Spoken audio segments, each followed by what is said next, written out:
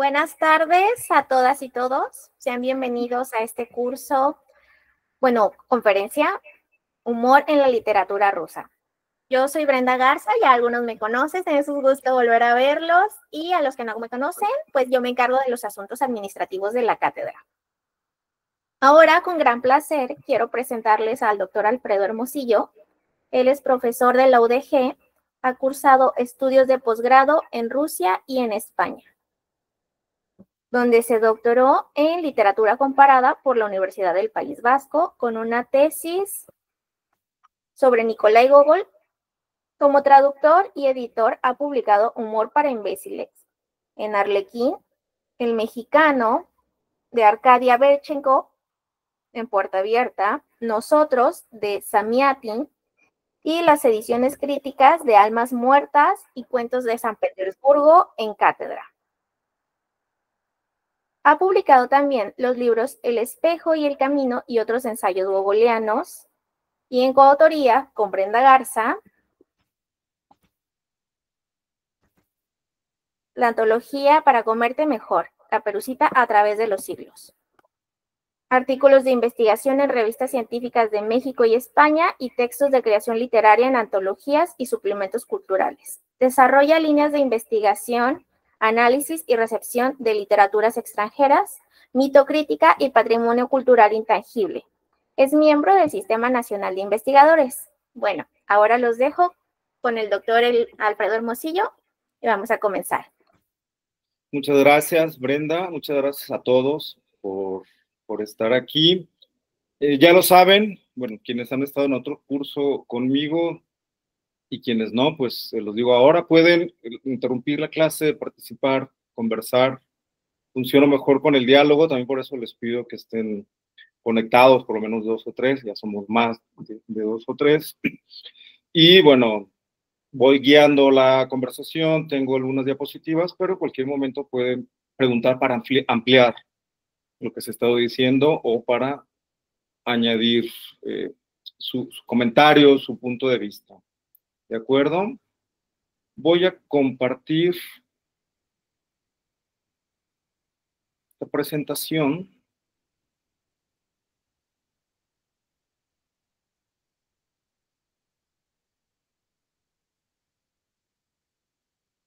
¿Ya está a la vista? Sí, profe, ya se ve. Este curso, claro, hay, como en el caso de los 10 obras maestras breves de la literatura rusa, e incluso el mismo seminario, a pesar de sus 8 meses de duración, es que pues abordamos apenas una parte, una pequeña, de lo que podemos estudiar, ¿no? De lo que podemos leer, de lo que podemos, por lo menos, comentar, ¿no? Este curso, bueno, perdón, charla, ¿no? No va a ser un curso completo, podría serlo, podríamos ampliarlo. Yo en este momento me voy a dedicar a 4 autores. Podríamos dedicarle un módulo a cada uno de ellos, o incluso un módulo completo a cada una de estas obras. Las maneras de análisis son y pueden ser mucho más amplias. En este caso me voy a limitar a 4 autores con los que he tenido 3 de ellos, uno más que otro, una relación muy personal. No conocí a ninguno, ¿no? Ni en la Ouija, todos están muy muertos ya. Pero, por ejemplo, Nikolai Gogol, pues, además de que lo he traducido Cuentos de San Petersburgo, Almas Muertas para Cátedra, y también Las Veladas de Dikanka y Mirgorod en Puerta Abierta, pues, como bien dijo Brenda ya, le dediqué mi tesis de doctorado y he escrito 2 libros, 4 o 5 artículos sobre él. Arcadia Berchenko, por cierto, también ucraniano, al igual que Nikolai Gogol y que Bulgakov, pues le debo haber leído el primer cuento en ruso, cuando viví en Moscú y estaba estudiando esta lengua, me lo encontré de casualidad y me gustó mucho, entre otras cosas, porque le entendí. Y fue mi primera publicación, mi primer libro traducido, Humor para imbéciles, en Arlequín. Y luego El Mexicano en Puerta Abierta. De Mikhail Bulgakov, pues además de mi novela favorita, o una de mis dos novelas favoritas de la literatura rusa y universal, El Maestro y Margarita, pues le debo horas y horas de disfrute como lector y lo he traducido apenas en una obra breve, parodia, Almas Muertas, o tiene como intertexto Almas Muertas más que una parodia, que son las aventuras de Chichi, ¿no? Se los puedo compartir, se los puedo mandar a su correo. Esta traducción es un cuento de unas 5 o 7 cuartillas. Y de Tefi, porque pues es una de las autoras que veremos a mayor profundidad en el siguiente curso. Ahora bien, existe el humor en la literatura rusa.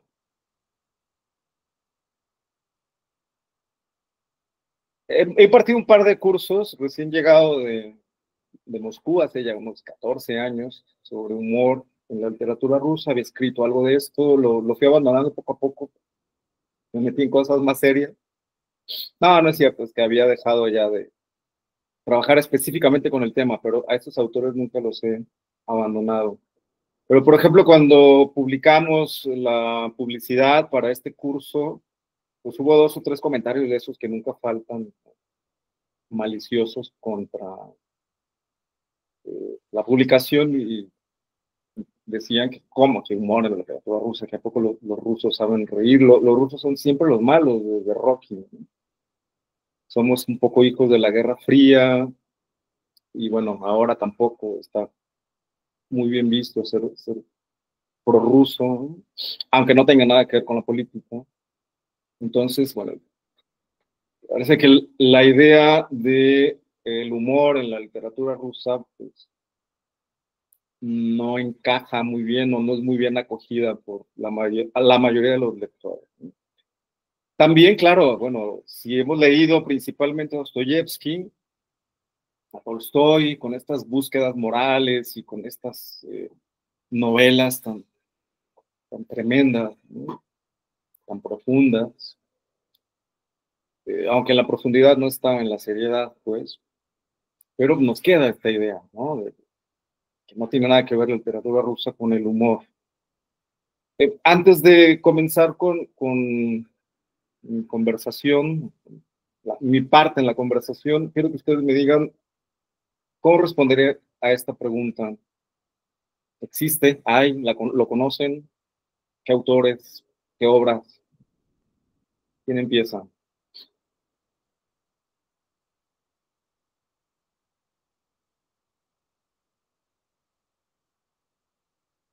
Adelante, Gabriela.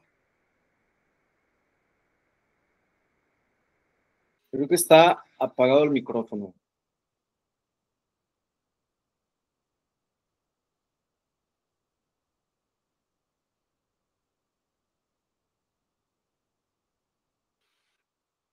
Hay dificultad para escuchar, tal vez. Bueno, si nos quieres compartir algo por el chat, ¿está bien? ¿Alguien más? Seguramente sí tienen humor. Ahora falta ver si nosotros captamos la ironía.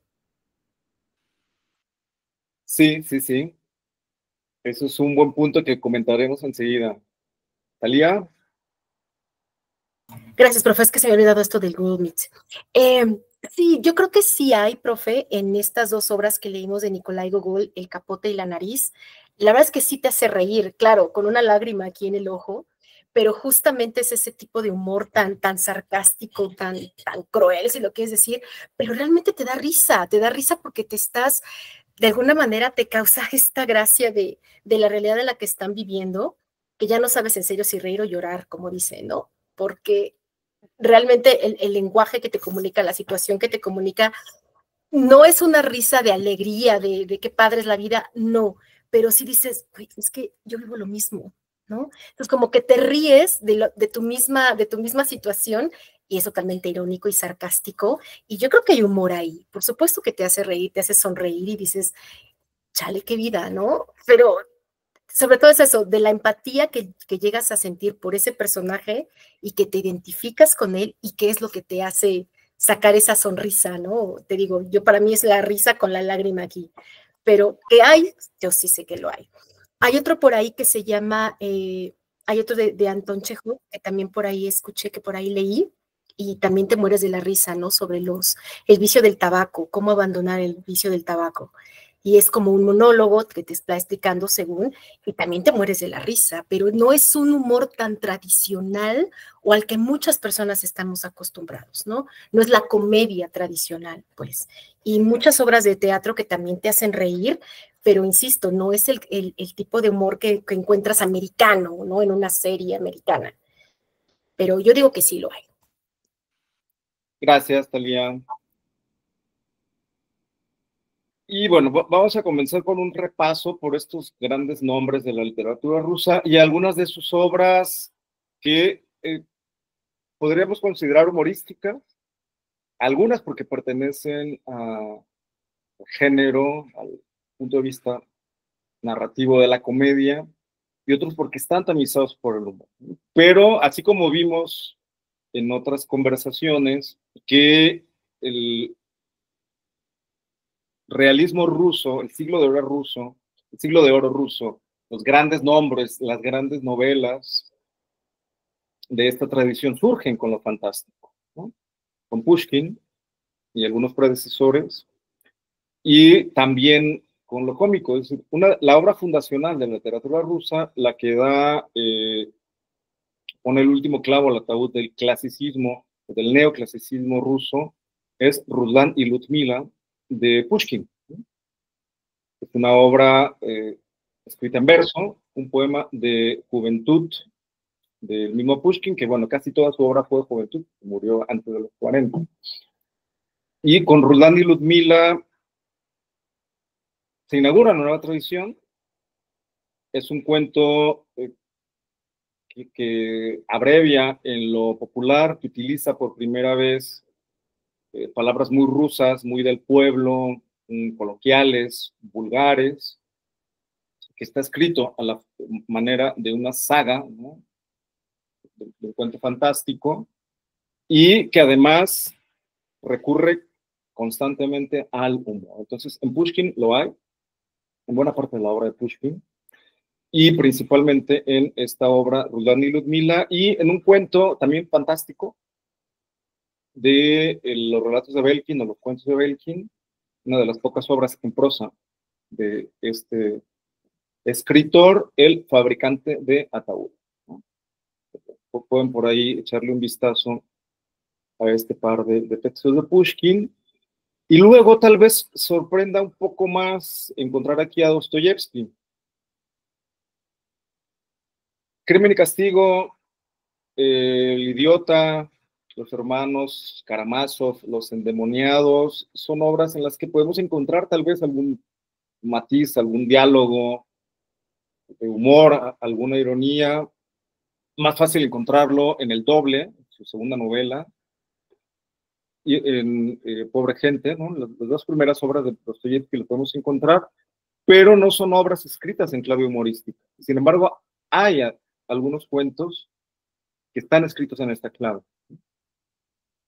Hay por ahí un librito de Nevsky de cuentos humorísticos de este escritor, los que encontramos El Cocodrilo, El Marido debajo de la cama, y luego Bobok, que es un cuento rarísimo, antecede toda la estética del absurdo, ¿no? Bueno, no tanto porque ya había estado por ahí Gogol antes de Dostoyevsky. Pero hay relatos, conocido principalmente como novelista, pero también tiene buenos cuentos y cuentos escritos en clave humorística. Sí, Gabriela, no sé si esa mano quedó levantada de hace un momento o querías hablar. Va, muy bien. Y bueno, ¿qué podemos decir de Chekhov? Sí, Un hombre feliz y otros cuentos, traducido por mi colega Alejandro González, a quien he recomendado en otras conversaciones sus traducciones.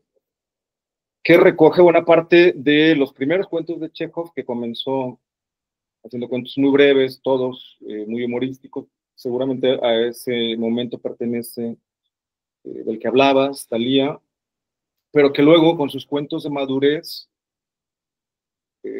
pues rompe los esquemas del género, de los géneros, y hay una mezcla en sus relatos, como el violín de Rothschild, de cómico con trágico, sin que llegue a alcanzar el melodrama, por supuesto, ni lo hilarante de Chekhov o de una parte bulgaco, sino que pues estamos hablando aquí de otra cosa, ¿no? De un humor muy sutil, de un humor muy fino, de pinceladas de sin que lleguen a estar escritos en esas claves, ¿no? Y bueno, de Tolstoy, ¿qué podemos decir de Tolstoy? Escribió la más grande novela que se ha escrito, Ana Karenina, pero se le olvidó que a Ana Karenina le gustaba reír.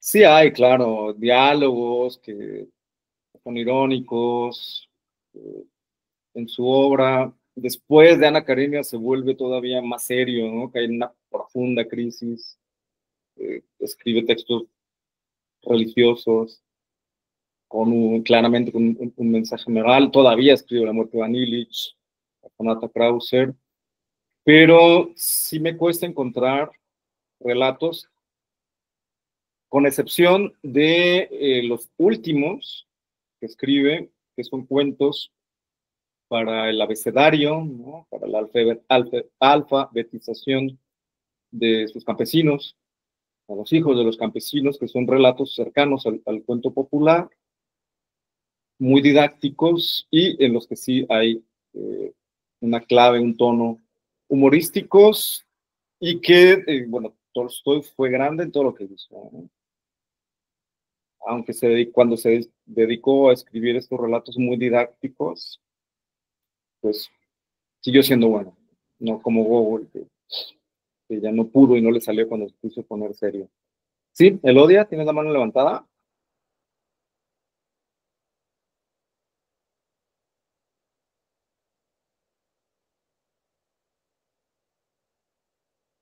Bueno, veía por aquí la mano levantada, pero no sé si se trató de un error. Si en cualquier momento, ya saben, pueden interrumpirme. Disculpa, es que había levantado cuando lo de los autores, pero ya se pasó el tiempo. Es que mi máquina está como muy lenta, pero ya ahorita ya. Y bueno, aprovecho para decir que yo nunca había pensado que la literatura rusa tuviera humor. Casi yo siempre lo poco que he leído de ellos, como Dostoyevsky, siempre lo he visto como un maestro muy serio y muy trágico, y nunca se me había ocurrido que tuviera humor. Ahora tal vez lo voy a ver de una manera distinta. Eso es todo, gracias. Sí, gracias. Sí, aquí he querido mencionar algunos textos que sí están escritos en esta clave, en este tono. Podemos encontrar algo de humor en casi cualquier obra, pero esos son algunos de los relatos de las obras en las que pues, lo encontramos de una manera muy clara, ¿no?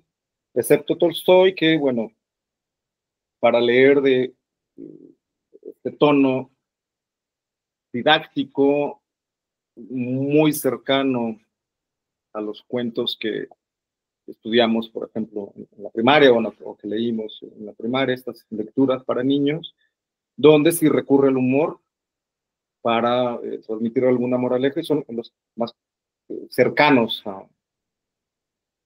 a lo cómico, podemos encontrar en Tolstoy, ¿no? En los otros autores es mucho más fácil encontrar.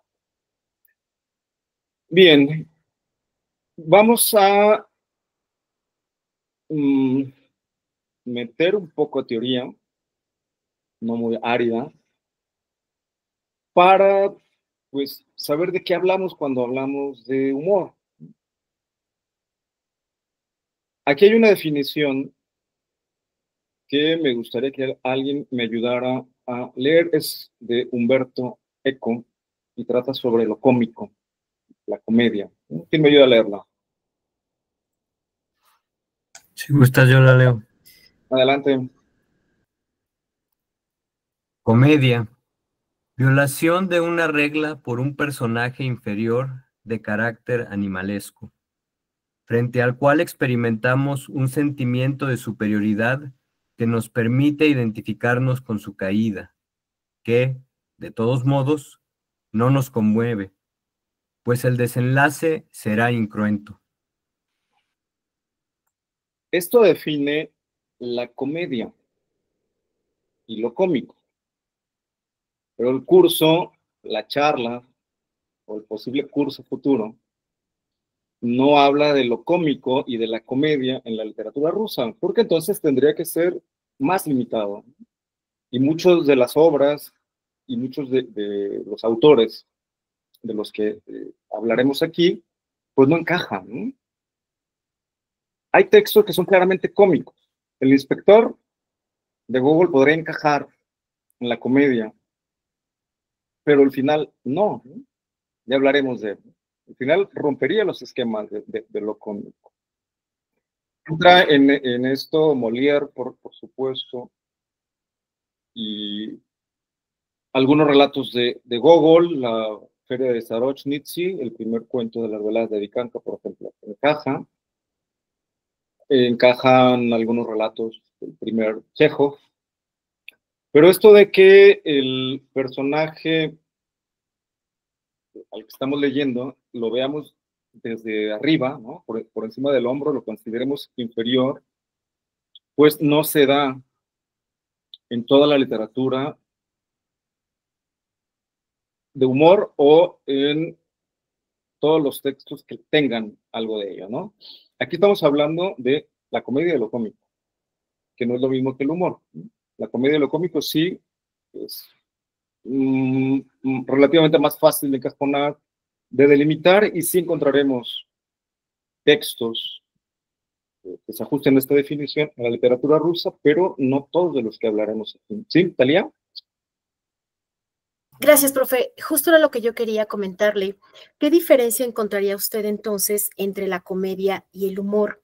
Porque bueno, hay ciertas obras que realmente te hacen reír, te sacan la carcajada, y otras que solamente, pues, se te hace chistoso, se te hace humorístico, se te hace, ¿no? Hasta a veces hasta la simpleza te parece de alguna manera humorística.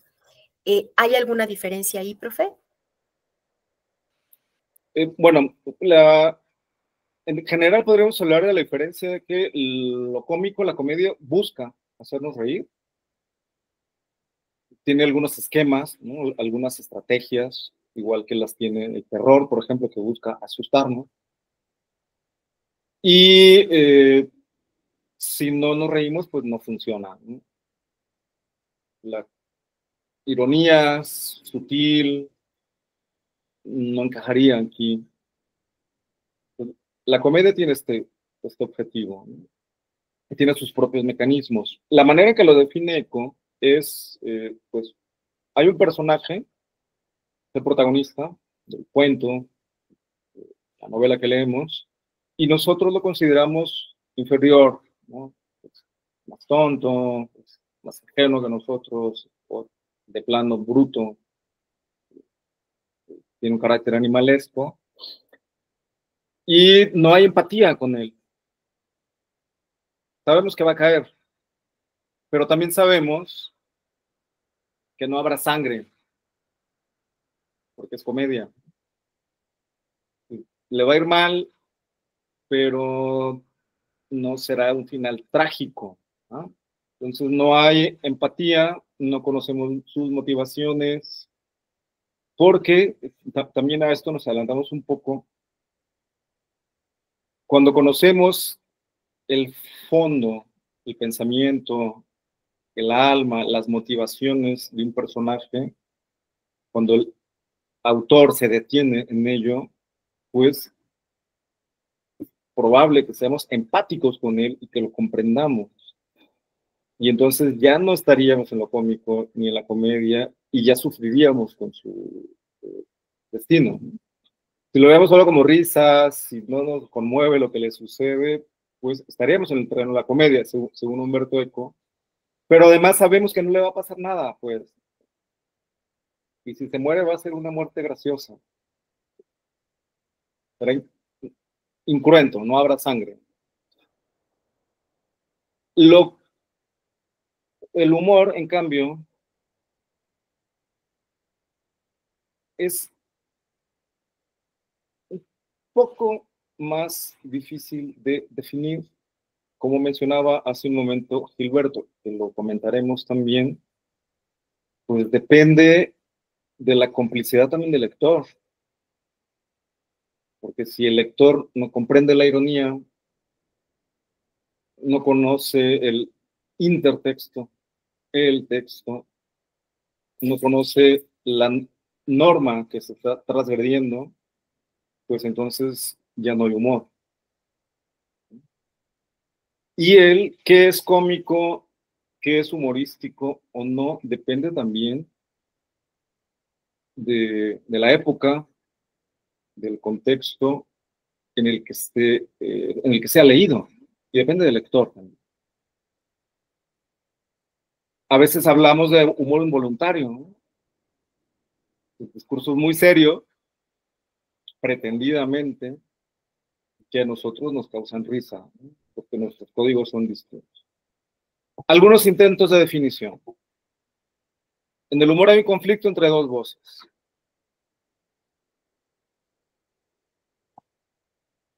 Hay dos concepciones del mundo, dos lenguajes que entran en conflicto. En este juego de fronteras, pues hay un enfrentamiento de lenguajes diversos, ¿no? Pero también lo hay en Dostoyevsky, por ejemplo, en los hermanos Karamazov. También hay un conflicto en dos voces y dos concepciones del mundo en El Gran Inquisidor de los hermanos Karamazov, con los hombres dialogando.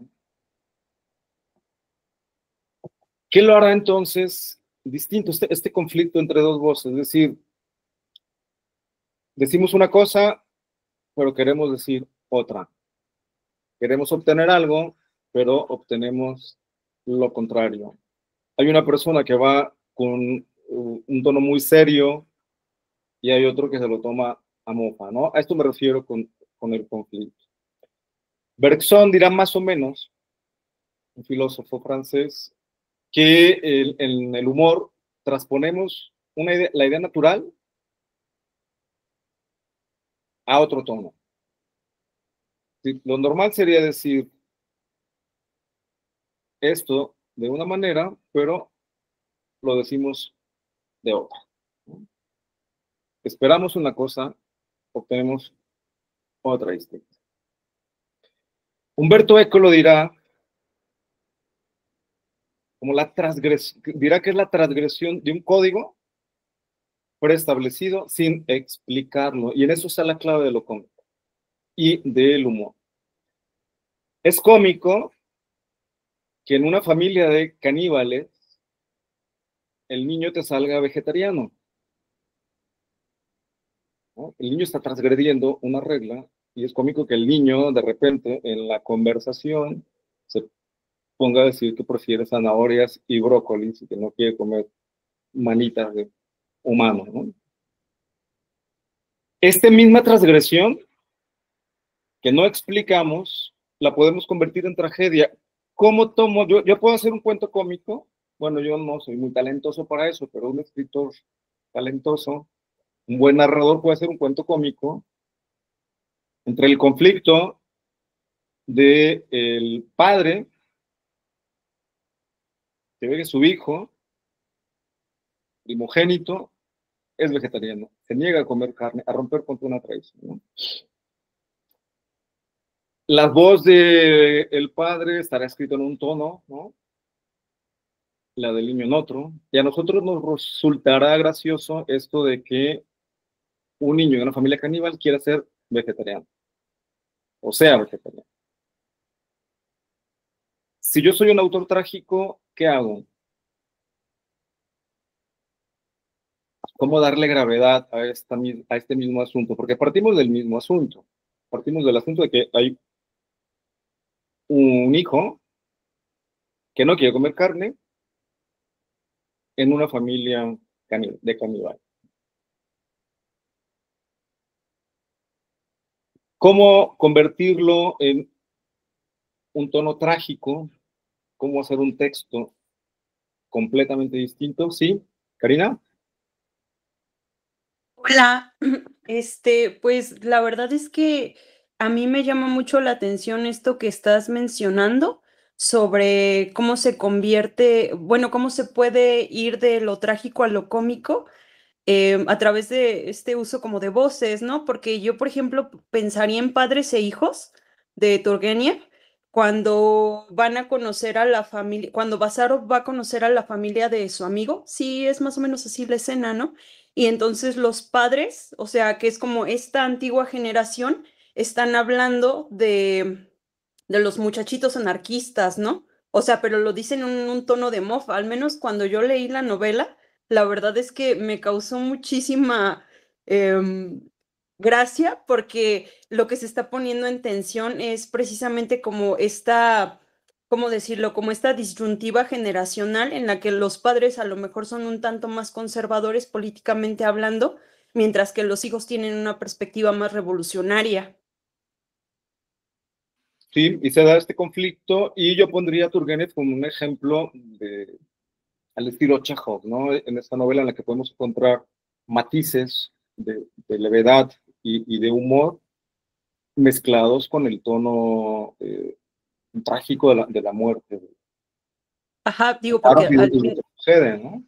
ajá, que no queremos spoilear la novela, pero al final es como por algo así, ¿no? Va como esta idea, no sé si de castigo, porque creo que también Turgenev era un noble, ¿no? En este sentido, y a lo mejor él estaba estableciendo una crítica, o estaba más del lado, ¿cómo decirlo?, como reaccionario, conservador de la historia que a lo mejor al que se estaban contraponiendo toda esta serie de escritores como Dostoyevsky, que se le califica como nihilista, como anarquista, o sea, como más transgresor, ¿no? Y al final, pues el castigo es para mí, o sea, pues fue ejemplar y la verdad fue muy sentido porque Bazarov es un personaje de la literatura que pues quise mucho.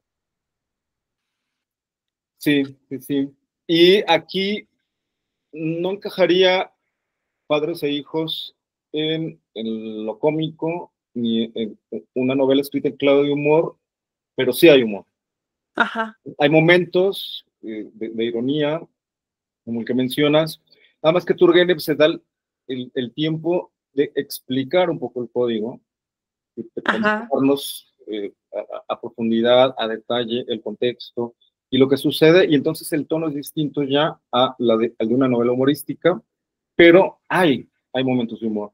Eso es lo que me gustaría que quedara claro en la charla, ¿no? Hay obras que son enteramente cómicas, encajan en la comedia, hasta que dejan de serlo, porque también toda, pues, significado es provisional.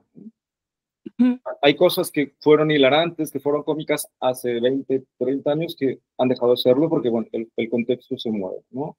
Pero hay obras que podemos encajar en la comedia de determinado tiempo. Hay otras en las que encontramos que hay muchas estrategias de los escritores, como la ironía, en sus diferentes formas. Turgenev recurre a ellas. Entonces hay humor en esa obra. Y podremos escribir un texto sobre el humor en Turgenev sin ser Turgenev un escritor que recurre mucho al humor, ¿no? Entonces, Muchas gracias. gracias, Karina.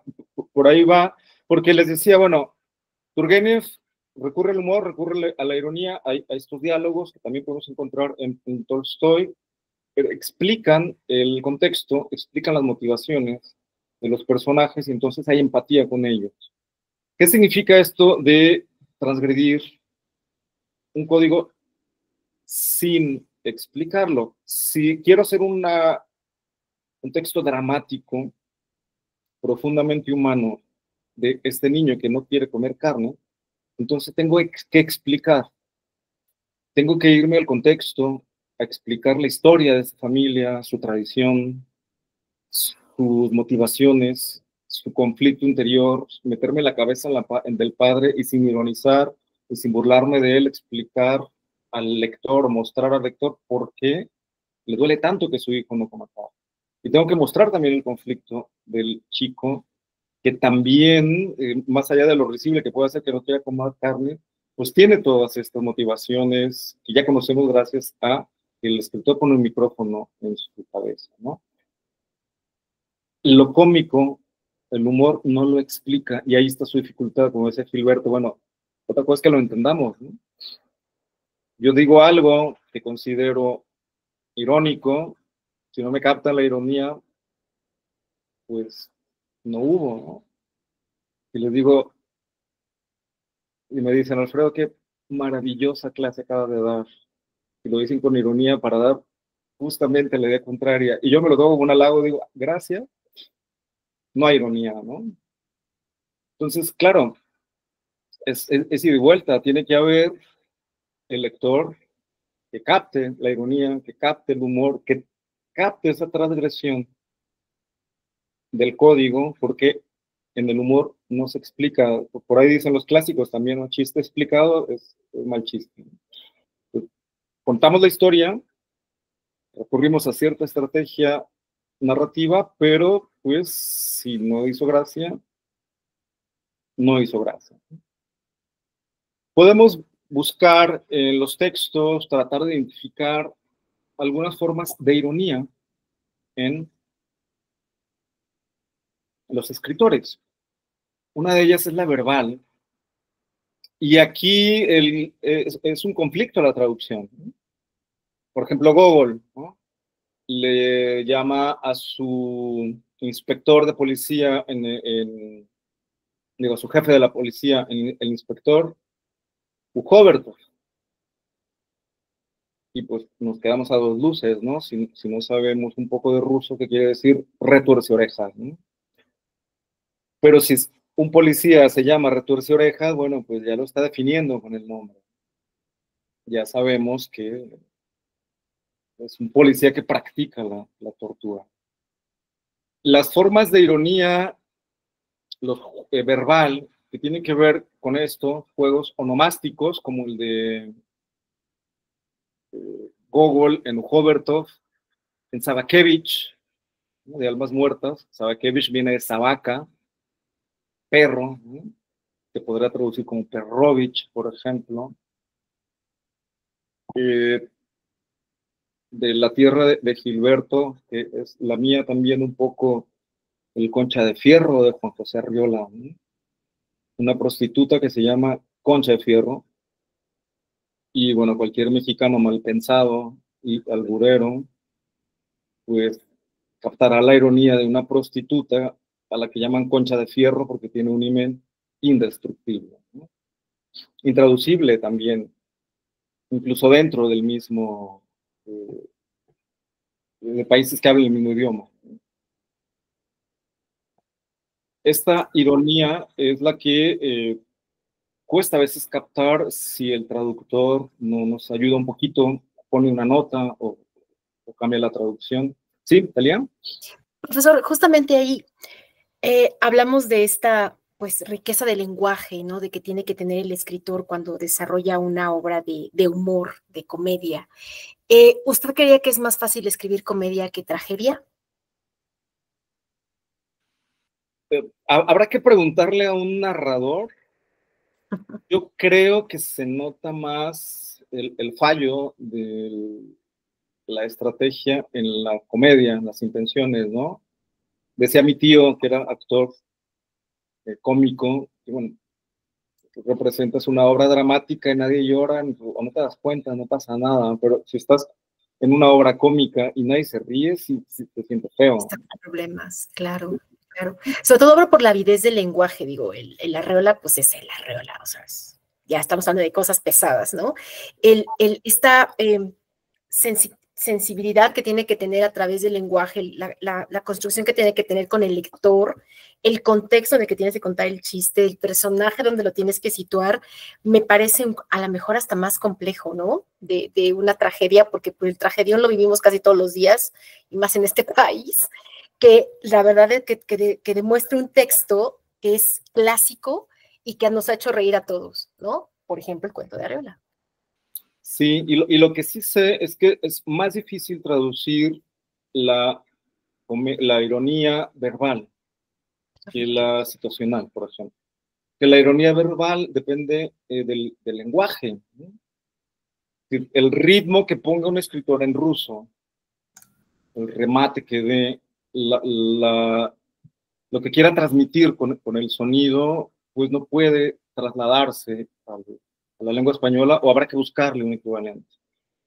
El Zabakevich, yo no lo traduje como Perrovich en Almas Muertas, porque no me atreví a romper con esa tradición de siglos ya de críticos, traductores, lectores, que la han llamado Zabakevich. Me atreví con textos, con nombres menores, apodos de personajes menores en Almas Muertas, como Jarrovich o Besukovich, que eran dos personajes incidentales de la novela, y que bueno, uno le gustaba mucho beber y otro era muy mujeriego, ¿no? Ahí sí me atreví a ponerles Jarrovich y Besukovich. Con Zabakevich no me atreví. La forma de ironía de Gogol es complicada, porque es muy verbal. Tiene de todas, tiene también la ironía dramática, la podríamos llamar metafísica, pero la verbal es particularmente utilizada por Gogol y es difícil de traducir porque, bueno, al traductor siempre lo critica, ¿no? Si uno pone una nota al pie de página, malo, porque la nota al pie de página es la declaración del fracaso del traductor. Si lo explicas en el prólogo, ¿quién lee los prólogos? Nadie lee los prólogos, a nadie le interesa la introducción de 90 páginas que te llevaste años escribiendo, y le pones Perrovich o también te van a criticar. Entonces es difícil al leer literatura traducida decidir qué hacer, ¿no? Y bueno, es una forma en la que Gogol es maestro, ¿no? La ironía verbal. Luego vendrá la dramática o la trágica, es decir, la situacional, que tiene que ver con la estructura y el destino de los personajes, pues. Es decir, lo que hacen los personajes, pues. Ponemos a un personaje que está por cometer un gran error. Todos lo sabemos, lo saben los lectores, lo saben los demás personajes, él no lo sabe, pero va enfilado a la tragedia, que no será tan trágica, si es comedia, no acabará tan mal, pero nosotros sabemos, lo saben los demás y el protagonista no lo sabe, ¿no? Ese es un ejemplo de ironía situacional. La del destino, pienso en algunos ejemplos que no son de la literatura rusa, también podrían ser cercanos a la situacional. Hay una novela de Oscar Wilde, ahora no recuerdo cómo se llama esta novela, tal vez alguien lo recuerde. Es un hombre que va a que le lean las cartas. Bueno, ni siquiera va a que le lean las cartas. Está muy de moda, en una de las reuniones alguien le insiste, anda, que te lean las cartas, tu destino, tu futuro. Él está por casarse, aunque él no cree, bueno, le leen las cartas, lo hace por convivir y le dicen, sabes, antes de casarte vas a cometer un crimen, vas a matar a alguien antes de casarte. Y entonces él, para evitar el crimen, pues aplaza la boda y pues trata de eludir el destino y acaba cayendo en él, ¿no? Acaba matando, si no lo recuerdo mal, al que lee las cartas por haberle arruinado la vida. Hay un cuento que ni siquiera sé quién es un escritor mexicano, no sé si bueno, ya me dirán ustedes, que son buenos lectores. Es un tuerto que va a Talpa, ¿no? procesión. ¿Es el cuento de Rulfo o es otro? Es uno en el que está tuerto y va a rogarle a la Virgen que ayude, ¿no? Bueno, tiene mal un ojo, todavía no estaba tuerto. Y va a rogarle a la Virgen por el milagro, lanzan un cohete, voltea hacia el cielo y la varilla le cae en el ojo sano y entonces ya le cura lo tuerto, ¿no? No me acuerdo quién es.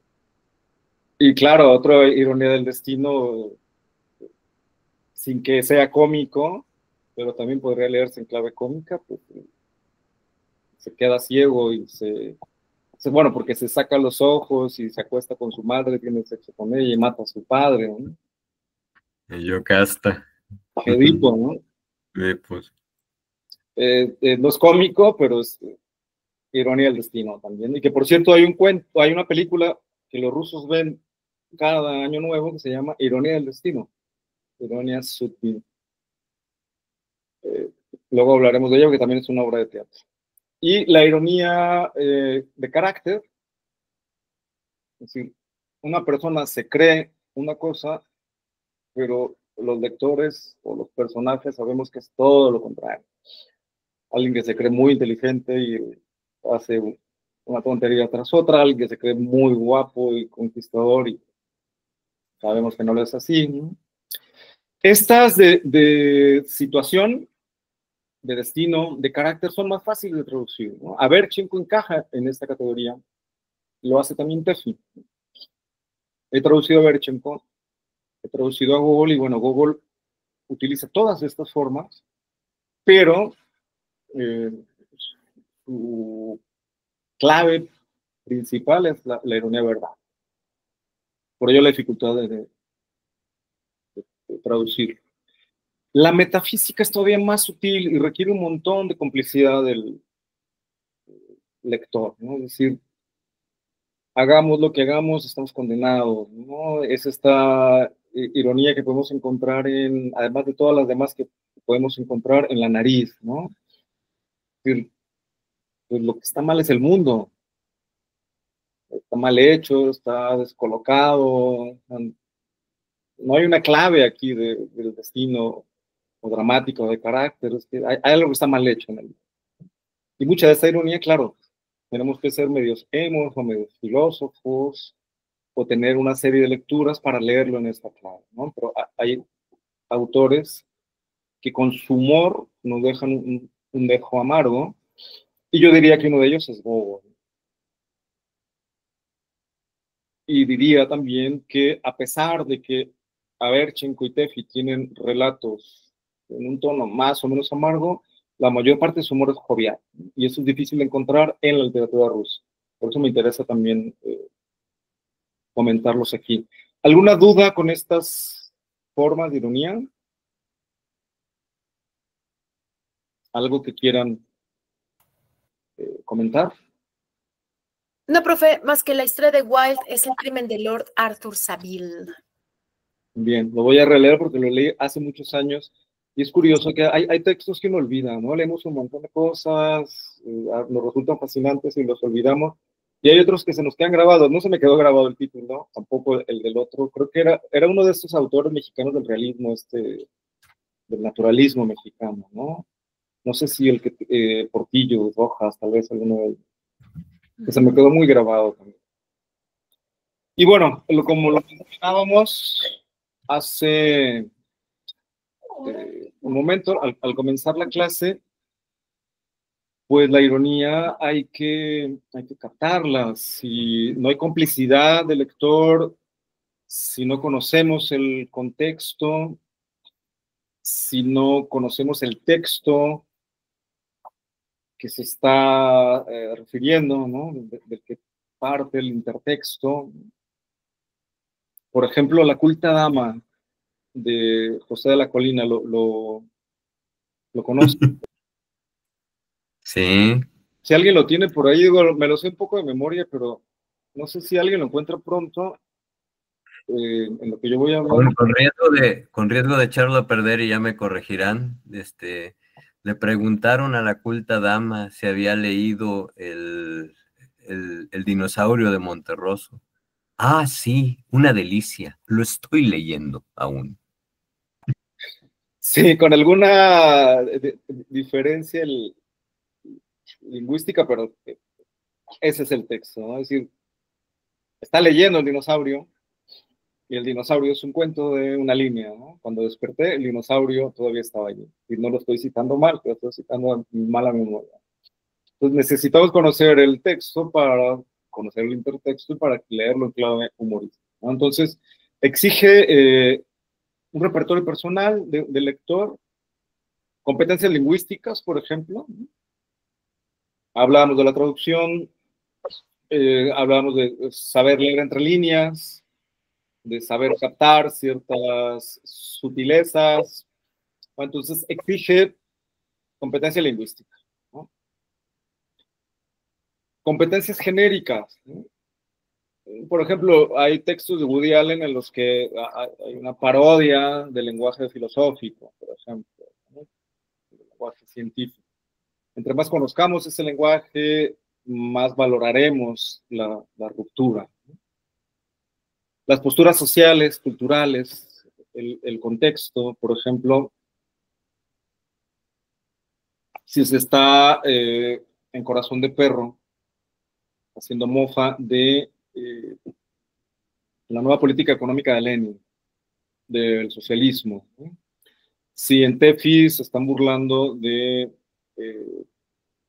el zarismo o de algún momento específico, necesitamos conocer, tener estas competencias para valorar un texto. Y luego, claro, también la experiencia de vida para valorar un texto de una manera o de otra, ¿no? Veíamos en 10 obras maestras breves de la literatura rusa el texto de, ¿cómo se llama? El de Soniechka. Veíamos Soniechka y para los lectores mayores es una lectura distinta a la que le dan los veinteañeros, ¿no? Lo he leído también con mis estudiantes. Una mujer que acepta que su marido tenga una relación con una chica muchísimo más joven que él, y la prueba e incluso la valora. Bueno, es lo que exige del lector, además de sus competencias lingüísticas, genéricas, ideológicas, esta experiencia de vida. A veces nos hace más gracia un texto si lo hemos vivido, ¿no? Como ahora los memes ponen sí soy, ¿no? Entre más cercano sea, pues más puede entenderse como humorístico. Bueno, para terminar con esta parte teórica, algunas de las formas de humor, ¿no? Algunas de las estrategias a las que recurren los escritores. Por un lado tenemos la ironía, que como hemos visto es intratextual, es decir, está dentro del texto. Podemos copiar y pegar para analizarlas, por ejemplo. Podemos transcribir, ¿sí? Son palabras, enunciados, situaciones que están dentro del texto. Y luego está la parodia, que es intertextual. Ponemos el caso de Woody Allen. Hay un texto del que surge luego una imitación burlesca. Tenemos que saber conocer el texto, el origen, para captar la intertextualidad. Y luego está la sátira, que es extratextual, va del texto hacia afuera, hacia la sociedad. La sátira suele interpretarse como crítica social.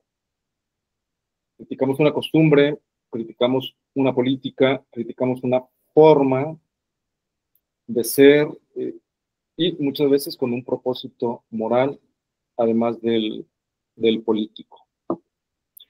Bien, ¿algún comentario hasta aquí antes de pasar a la obra de estos escritores?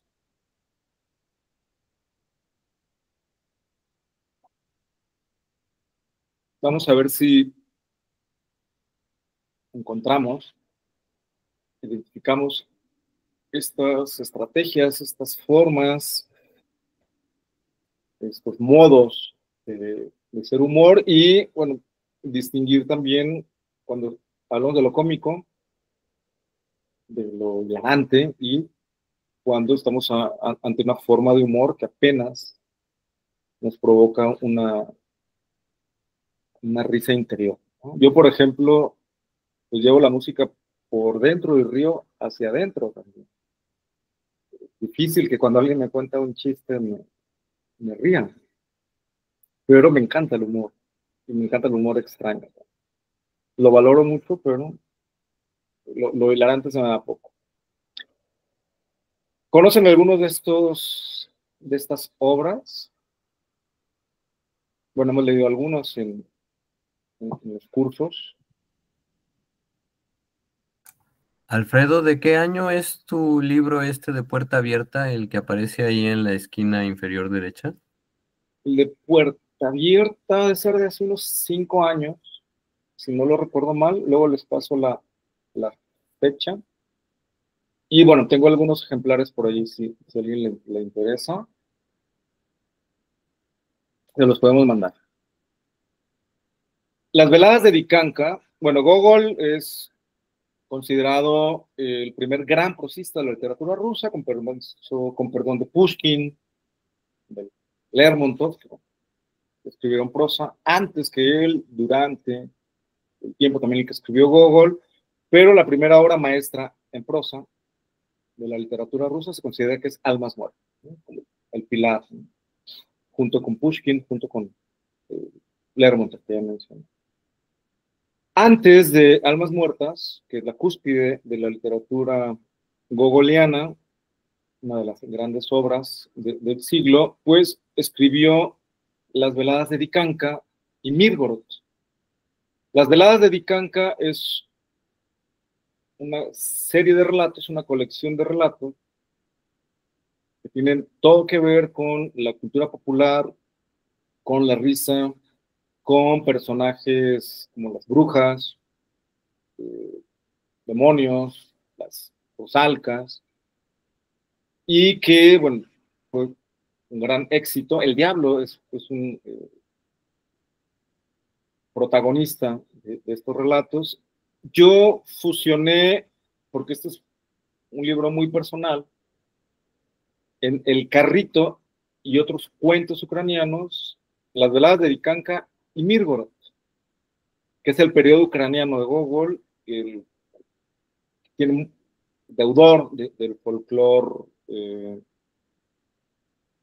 eslavo y que tiene los textos más claramente cómicos, más joviales, pero que también ya esconden este nihilismo que Gogol detestaba, pero que lo tenía dentro.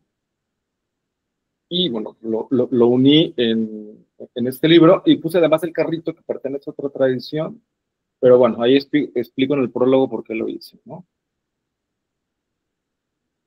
El Carrito y otros cuentos ucranianos es una traducción muy mexicana, porque Cuentos de San Petersburgo y Almas Muertas los traduje para cátedra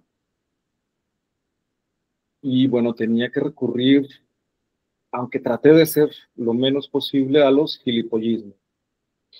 Era una traducción española para españoles y va, traté de no hacerlo mucho, pero las palabras coloquiales populares pues, tenían que ser escritas en un español neutral que no existe, pero es una aspiración en este tipo de textos.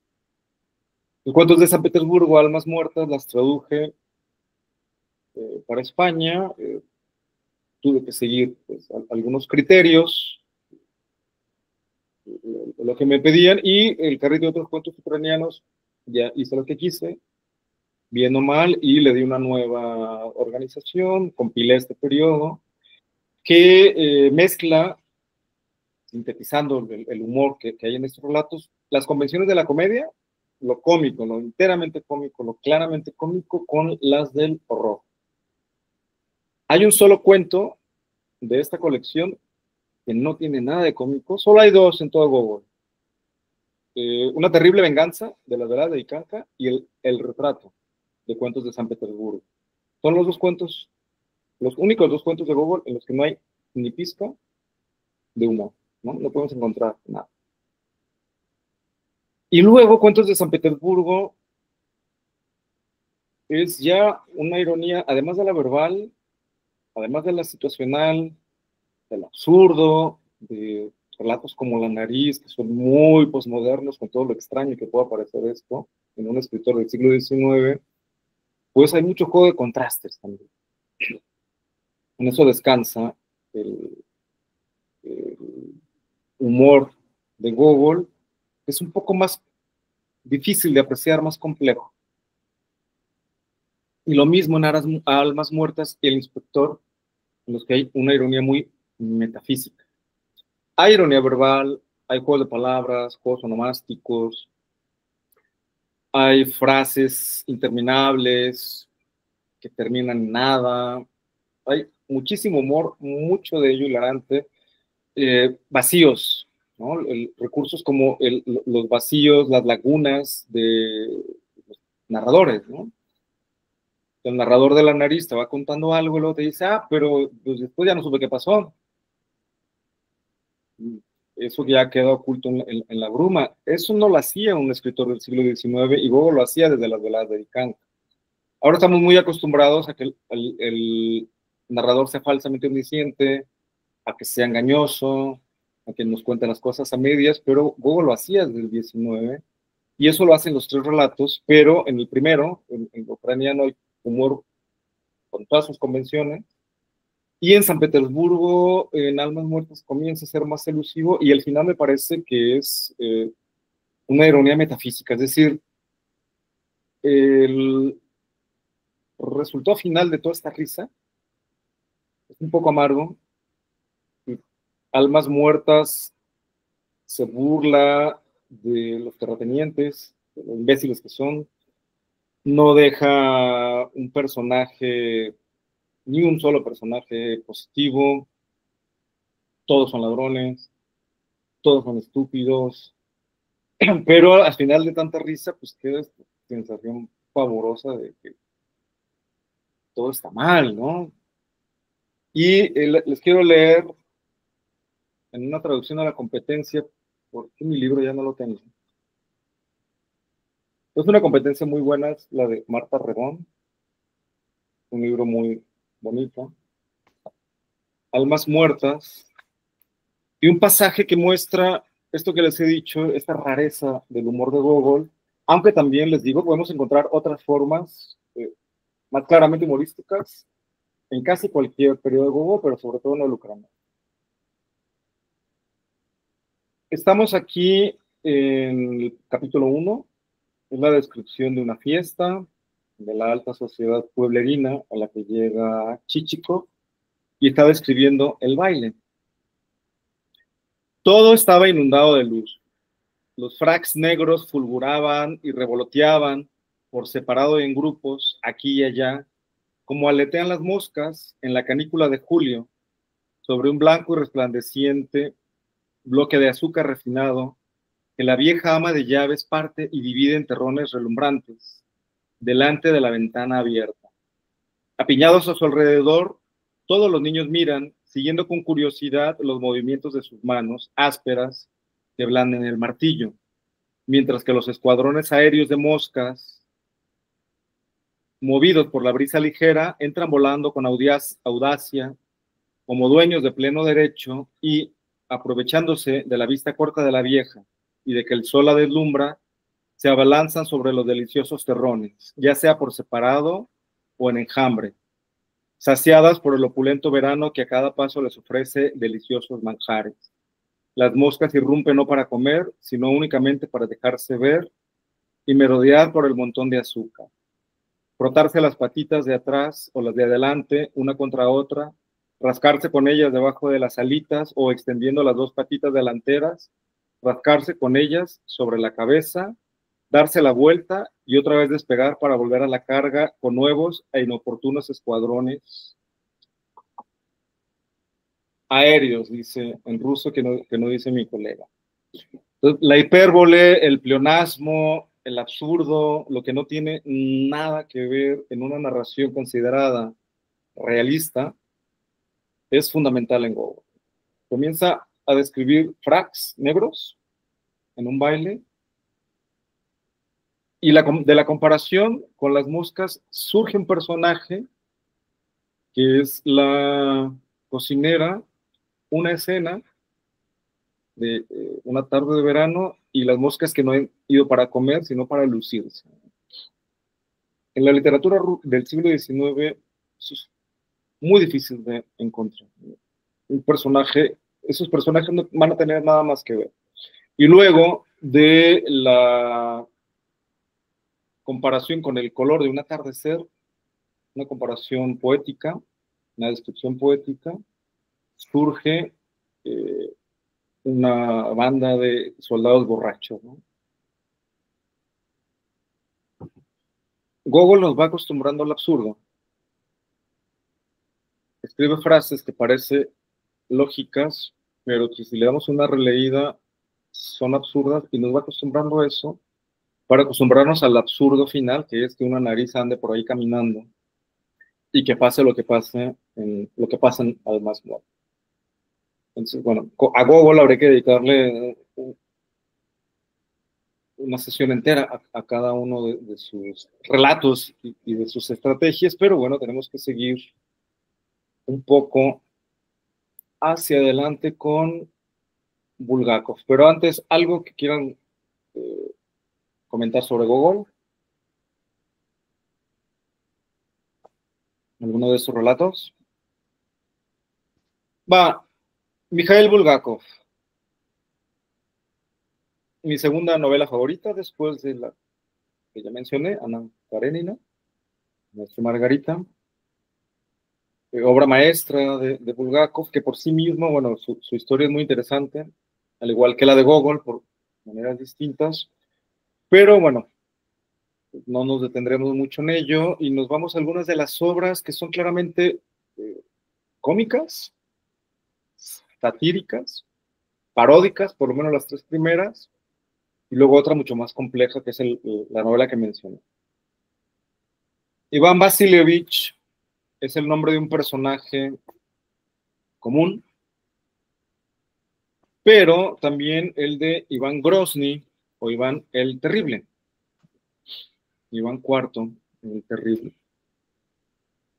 Mikhail Bulgakov recurre a lo fantástico o la ficción científica, la ciencia ficción, para hacer sátira, crítica social y política. Y aquí lo que se imagina, no sé si alguien lo conoce, y es una película también muy popular, una película rusa, muy popular allá, tal vez por acá no tanto. Se llama Iván Vasilievich cambia de profesión. Entonces, hay una máquina del tiempo que no funciona bien, un Iván Vasilievich que entra a ella y llega al siglo de Iván el Terrible y se cambian. Y entonces Iván el Terrible llega a la Rusia soviética con todo lo que imaginan que pueda pasar con Iván el Terrible, ¿no? Y entonces, claro, hay una crítica durísima a Stalin, comparándolo con Iván el Terrible, y a las políticas y a las formas de organización del zarismo comparadas con la socialista, ¿no? Es una obra de teatro enteramente cómica, ¿no? Ahí podemos encajarla en la comedia. Luego Corazón de Perro, que muchos de ustedes ya conocen, que es una obra satírica, pero que puede que vaya mucho más allá, ¿no? Está escrito en un primer momento desde la voz de Sharikov, un perrito callejero, que luego, como al Frankenstein, le realizan una intervención médica y se va convirtiendo, sin que quisiera el médico tampoco, en un hombre perro que se vuelve socialista y que sabe todas las consignas mal comprendidas de Lenin. Es también un texto muy político, un texto que va directo a la crítica del socialismo, de la política de Lenin, ¿no? Estamos en 1925, el momento que escribió la novela, Y luego las aventuras de Chichikov, en los que también va contra el socialismo. Luego que por qué no lo quería, ¿no? Estaba claro por qué no lo quería Stalin. Que a la manera de Iván Vasilievich, pues Chichikov, este personaje de Almas Muertas, de la novela de Gogol del siglo XIX, es un corrupto y un pillo, pues llega a la Unión Soviética, también científica, con algunos personajes más, y hace lo mismo que en el zarismo, y acá la va mejor. Entonces, Chichikov, si ya Gogol nos había mostrado lo pavoroso que era el zarismo, ¿no? Condiciones sociales, pues aquí nos muestra que Chichikov, en su regreso a la Rusia socialista, pues haría exactamente lo mismo, con los mismos resultados e incluso mejor, ¿no? Es un intertexto de Almas Muertas. Y luego el maestro Margarita, ¿no? ¿Qué podemos decir del maestro Margarita, al que le hemos dedicado un curso completo? ¿Sí, Talía? Sí, profesor, una anotación aquí. Entonces, estamos utilizando o la herramienta del escritor, del autor para hacer esta crítica social es el humor. También es como una herramienta, ¿no? Dentro de su estilo, de su técnica. No es precisamente el hacer reír a la gente. Me refiero al objetivo que tiene cuando escribe esa obra. No es hacerte reír, sino exponer esta bola de políticos o corruptos o lo que sea. Sí, en el caso de estos dos autores, Gogol es un escritor profundamente creyente, incluso fanático, que profesa el cristianismo más ortodoxo, más al pie de la letra, posteriormente Tolstoy, y su intención es moral. O sea, lo que Gogol decía era, yo quiero mostrar la mezquindad, el mal que se oculta en todos nuestros actos. El problema es que lo hace de una manera tan viva que al final él se convence de que pues hizo justo lo contrario, mostrar el mal de manera atractiva cuando él quería mostrar el mal para que nosotros nos enmendáramos, ¿no? Pero los lectores no lo entendimos y no hicimos más que reírnos y admirar su estilo, y él decía, no, si yo lo que quiero mostrar es que tienen que ser mejores personas porque pues, son muy mezquinos, y el diablo se oculta en esa mezquindad, no en los grandes males, no en los grandes crímenes, en los grandes pecados, sino en todas las mezquindades cotidianas. Pero no lo entendimos sus lectores y a nosotros nos parece que es muy gracioso. Y tampoco lo entendieron otros lectores que les pareció que era muy crítico social y que estaba haciendo pues, una crítica a la esclavitud vigente en Rusia, ¿no? Y pasa algo similar con Bulgakov, que es un gran admirador de Gogol, que imita algunas de sus formas, que tiene una posición política más clara, más directa, más pensada, y también un tratamiento cómico más puro, digamos. Pero también me parece que, por lo menos, en el maestro Margarita va mucho más allá, porque encaja ¿De qué trata el maestro Margarita? Es el diablo, llega con su séquito a Moscú, y que causa, pues, un caos en la Rusia socialista, pero también que ayuda al maestro, alter ego de Bulgakov, a vengarse, ¿no? Es una venganza literaria de lo que le pasa a Bulgakov. Pero también hay una reflexión, me parece, muy profunda de el mal que está en todos, porque no se va contra las cabezas, no se va contra Stalin, sino contra el común de la gente. Es decir, cómo permitió el común de la gente que eso pasara, y cómo el común de la gente fue denunciando al vecino. Podríamos decir que sucede también con el nazismo, ¿no?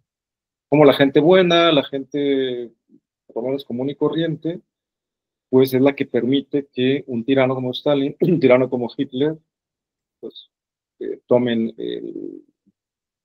la batuta, ¿no? Lo consigan el poder. Y hay al mismo tiempo textos, capítulos que no tienen que ver con lo cómico, que son la reescritura de la historia de Jesucristo, aunque no lo llama Jesucristo. Hay capítulos que en la tradición española llamamos capítulos bíblicos, que son como un contrapunto.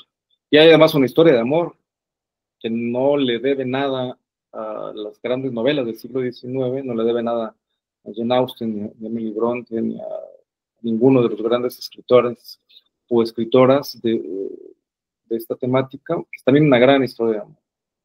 Pero la clave en la parte carnavalesca, cómica, satírica, es fundamental en El Maestro Margarita, que es el diablo y su séquito.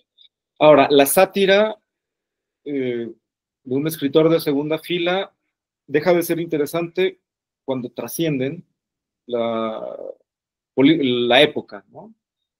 A lo mejor yo escribo una sátira contra lo que sucede el domingo, ¿no? Desde una posición u otra, pero a lo mejor es gracioso en algún momento, pero nadie la va a leer dentro de 100 años, ¿no? La sátira de Bulgakov, de Gogol, trasciende la misma sátira, pues, y se vuelve otra cosa que no sabemos más que llamar metafísica, por decir algo, ¿no? Es decir, que tiene que ver con la idea de que lo que está mal es el mundo, pues, ¿no? No nada más una u otra condición política. Pero sí, desde una manera de verlo, muy válida, son una crítica social muy, muy profunda, son subversivos, ¿no? Cerraremos con eso con Bakhtin, ¿no? Cómo descolocar, cómo subvertir, cómo ser revolucionarios, o cómo se consigue serlo, pues por medio del humor que rompe todos los esquemas. Y que por lo tanto, bueno, Bulgakov estuvo prohibidísimo en la Unión Soviética, Gogol estuvo muy censurado en la Rusia de su tiempo, pero que era un poco más fácil de escaparse de la censura zarista que de la soviética. Ya lo veremos también con...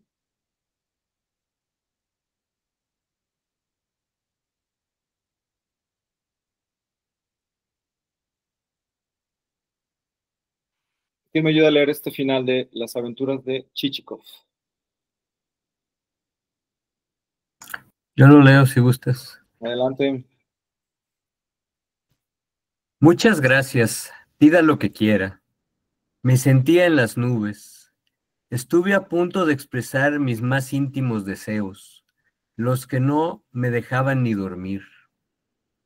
Pantalones nuevos, 1 kilo de azúcar, un foco de 25 watts, pero recordé que un honrado revolucionario no seguía por intereses individualistas.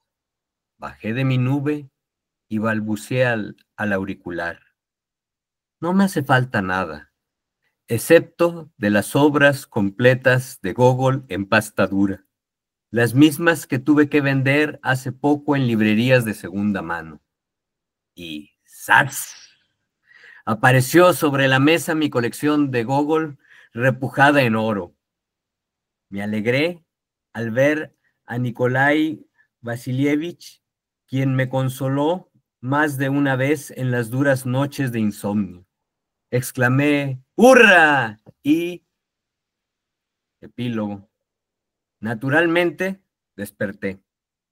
Ya no estaba ni Chichikov, ni Nozdriov, ni, lo peor de todo, Gogol, ni hablar. Pensé y comencé a vestirme, a seguir con mi vida de todos los días.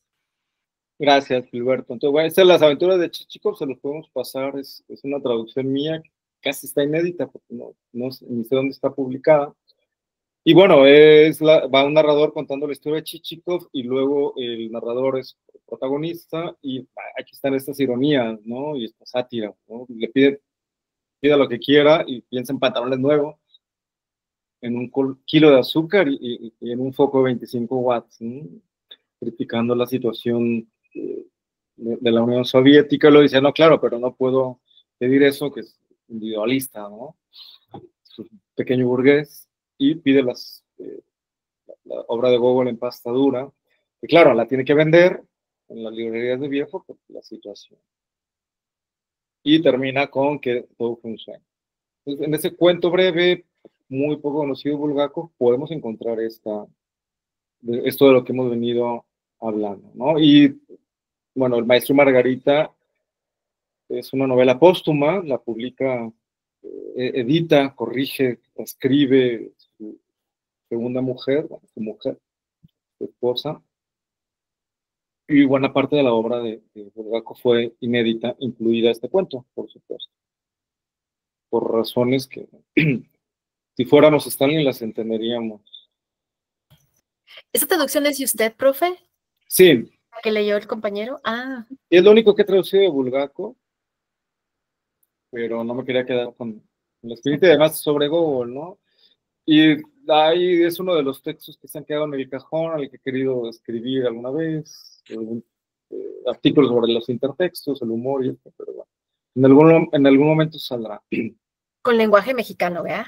Sí. Ah, bueno, sí, porque para los españoles no le vamos a entender nada y nos vamos a quedar así como que no se va a entender el chiste, profe. Y además lo traduje porque sí, pues no es para una publicación ni para un libro, solo era de almas muertas, para cuando estaba trabajando con mi tesis.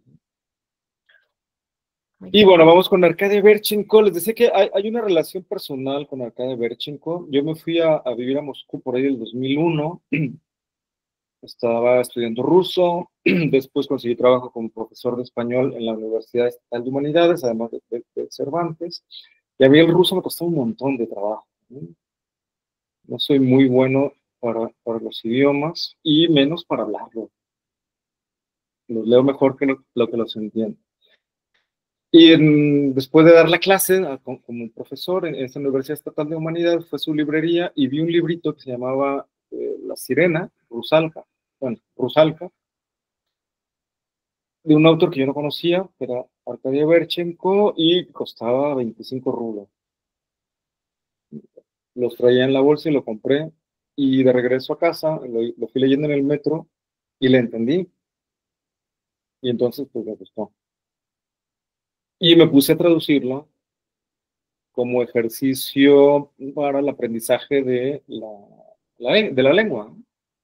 Yo estudié filosofía, fui a Rusia, estudié filosofía, un gran lector, muy herido por las letras siempre, pero nunca me imaginé dedicarme a la traducción. Y pues traduje algunos cuentos, como Maupassant, un cuento que me gustaba mucho de Verchenko, que está en el libro. Y al regresar a México, años después, ahí estaba en el cajón, comencé a trabajar en el CUSUR, de Guzmán, en la Universidad de Guadalajara, y un colega, Ricardo Sigala, cuando hablamos de este libro, me dijo, oye, pues propónselo a Felipe Ponce, que es el editor de Arlequín, una editorial independiente de Guadalajara, y pues a ver qué te dice, ¿no? Está publicando buenas cosas y es muy abierto. Le mandé una prueba, una muestra, pues, una nota biográfica de Verchenko, 2 o 3 traducciones, le interesó y pues salió publicada en el 2010, Humor para imbéciles. Recuerdo también que cuando fui a la entrevista a la radio, ustedes saben cómo son los periodistas, algunos periodistas, pues, que se preparan muy bien para su trabajo. Y me empieza a preguntar, me dice, oye, pero pues hablas muy bien el español, porque pues, no se te nota nada de acento. Le digo, pues es que yo soy mexicano. Le digo, ¿por qué no eres ruso? No, ¿no eres Arkady Verchenko? Le digo, pues no, se murió en 1925 y no le dije, pero en la contraportada lo decía, ¿no? Ni siquiera tenía que haber abierto el libro, que ya se lo habían mandado, y yo iba a que me entrevistaran como traductor y ella pensaba que yo era Arkady Verchenko. Ahora que lo pienso, habría sido genial haberle seguido. la idea y haberme entrevistado con Arcadio Aberech. Pero bueno, le fue muy bien a esa primera edición. O que Antonio Ortuño, que es un escritor muy difícil de complacer, escribió por ahí una crítica elogiosa, Cecilia Udave, escritoras de por acá de Guadalajara, les gustó, y luego publiqué una segunda edición bueno, un segundo libro con mi colega Miguel Uribe de Puerta Abierta, ¿no? Con quien publiqué también Perrito y otros cuentos ucranianos, y ya son todas estas traducciones muy, muy mexicanas. Hace tiempo que no me dedico a la traducción, no deja y tampoco lo valoran a uno, pero recuerdo con cariño esas traducciones, ¿no? Averchenko fue un escritor muy leído y muy bien valorado en la Rusia zarista. Él es ucraniano, nace en Sebastopol, cerca del Mar Negro, en Crimea. Desde 1905 a 1907 escribe de ensayos, de artículos satíricos, obras humorísticas breves, al estilo de Chekhov, y funda una revista, el Satiricón, que tiene un éxito, a mí me parece impresionante el tiraje que alcanzaba en esos siglos. De ser un autor de provincia, además de la periferia ucraniana, se convierte en uno de los escritores más populares del Imperio Ruso. Publica entre 1908 y 1913 cerca de 100 títulos, ediciones de la revista, entre ediciones de la revista y libros, que llegan a sumar 2 millones de ejemplares. En el siglo XIX, claro, Rusia es otra cosa, pero las tiradas de estos libros de los que les he hablado no llegan a 500 ejemplares, ¿no? O sea, decir que le va bien a un libro publicado en una editorial independiente es decir que se vendieron 100 libros y a 2 o 3 escritores o lectores importantes les gustó, ¿no? Pero 2 millones de ejemplares de la revista y de las obras de Averchenko. 24 ediciones de su primer libro, de Las Ostras Alegres, y luego, pues, en 1913 se rompe las relaciones entre los editores del Satiricón y funda el nuevo Satiricón en compañía de Nadezhda Tefel. Decía Vladimir Nabokov que por muy dura que fuera la censura zarista, habría reconocerle la virtud de la falta de cerebro, porque solo iban tras alusiones muy directas, críticas claras en las que se mencionara el nombre del zar, y todo lo demás lo dejaban pasar. Entonces, uno lee El Mexicano, uno lee Humor para Imbéciles, uno lee El Duende del Hogar de Tefi, y no entiende cómo pues, pasaban esas críticas. Igual, Almas Muertas, ¿no? ¿Cómo pasó Almas Muertas la censura zarista? ¿Cómo pasó el Inspector General? Bueno, pues porque iban solamente contra la alusión directa y todo lo demás lo dejaban pasar. Averchenko, Tefi, estaban contra el zarismo y lo fustigaron de manera muy, muy, muy dura, ¿no? Se alcanza a ver lo último también, ¿verdad? Vamos a verlo un poquito. Gracias, profe. Averchenko era el favorito de Lenin. Era uno de sus escritores de cabecera. Lenin adoraba a Averchenko, así como dicen que Stalin adoraba a Bulgakov y por eso nunca lo fusiló, ¿no? Ni lo encarceló. Pero a Lenin le gustaba Averchenko. Y claro, criticaba el zarismo. Después de 1905 hasta 1917, las revueltas, la guerra civil, el triunfo final de los bolcheviques, pues Averchenko estuvo a su lado.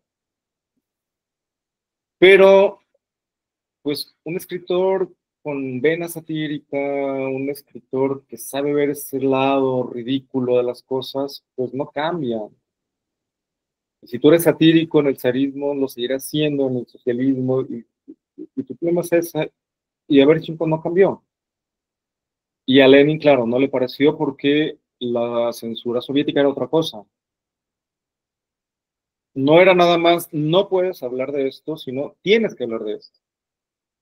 Tienes que seguir nuestros lineamientos, tienes que escribir sobre el nuevo hombre socialista, sobre la transformación que estamos viviendo, y no solo que no puedas escribir sobre ciertas cosas, sino que tienes que escribir sobre ciertas cosas.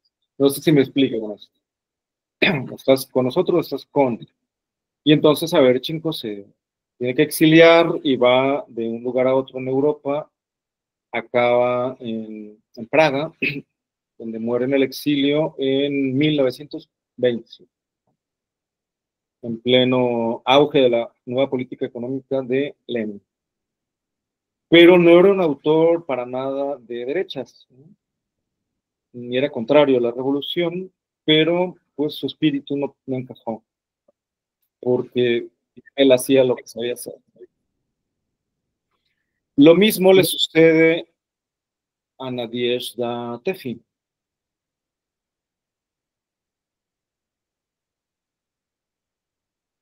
De Nadezhda tenemos solo un par de libros en español, hasta donde sé.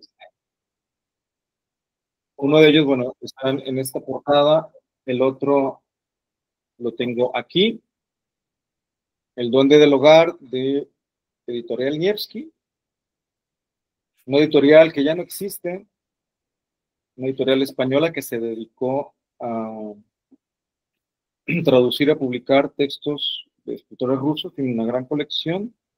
Y luego también Alejandro Ariel en Argentina, pero la editorial no sé dónde sea, lo voy a averiguar, publica estas memorias de Tefi acerca de su exilio. Nadezhda Tefi y Averchenko van en pares porque, bueno, comparten una buena parte de su historia. Es perteneciente a una familia de la alta sociedad de San Petersburgo, crece en un ambiente muy culto, muy literario, su madre una conocedora de la literatura, tiene una hermana que es poeta, publica su primer poema, se inicia como poeta también ella en 1901, publica su primer relato en 1904 y en 1905, después del Domingo Sangriento, de la primera revuelta popular contra el zarismo, escribe sátira.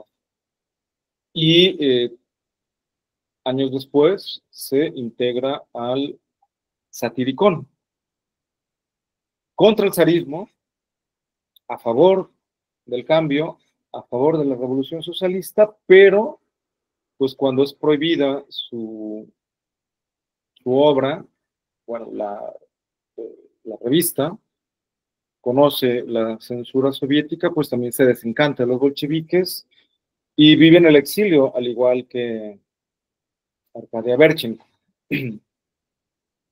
Va a una lectura en Ucrania y después no puede volver por la situación política y se va a Estambul, se instala en París, donde muere, ella con una vida más larga, en 1952. Y se convierte en una figura literaria para los emigrados, para los rusos de la migración. O sea, Arkady Averchenko, Nadezhda Tefi son dos autores que encajan en una categoría distinta a la de Bulgakov y a la de Gogol. Su obra es más claramente cómica, fácil identificar la clave humorística, aunque hay algunos relatos, tanto en Averchenko como en Tefi.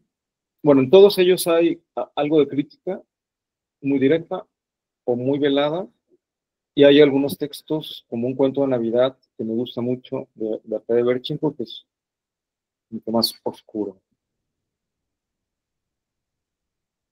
Si les parece bien, voy a leer de Berchenko, por lo menos el inicio, porque no sé si me alcance la voz, de Humor para imbéciles, que me gusta considerar su... No es el mejor relato de Berchenko, no es tal vez el más logrado ni el más profundo, pero me gusta considerar como su declaración del principio. Escribe también su autobiografía en el que cuenta la vida desde antes de nacer, en una clave muy humorística, y luego Humor para imbéciles, que es un título que me gusta y que es además su declaración de principios, digámoslo así, ¿no? Voy a comenzar a leerlo. Era un hombre honesto y digno, de ojos adormilados y ligera tendencia a engordar. Uno de esos hombres tan satisfechos de sí mismos que se creen obligados a reprender cariñosamente a todo el mundo. ¿Usted es escritor? Me preguntó la primera vez que nos vimos. Escritor, humorista, sabe hacer reír, ¿verdad? No podría asegurarlo, objeté. Se haga el modesto, cuénteme algo gracioso. Perdón, pero ¿qué quiere decir con algo gracioso? Pues algo chistoso, sí sabe, ¿no? Me han dicho que es un especialista, no se haga el humilde. Mire, lo único que puedo hacer por usted es sugerirle que lea alguno de mis cuentos, pero no le garantizo que encontrará algo chistoso. Leer, no, cuénteme algo, pero quiero escucharlo de viva voz. Cuénteme algo, que sea corto y haga que me parta de risa. Resignado, me alcé de hombros y le dije, escuche, pues, la siguiente historia.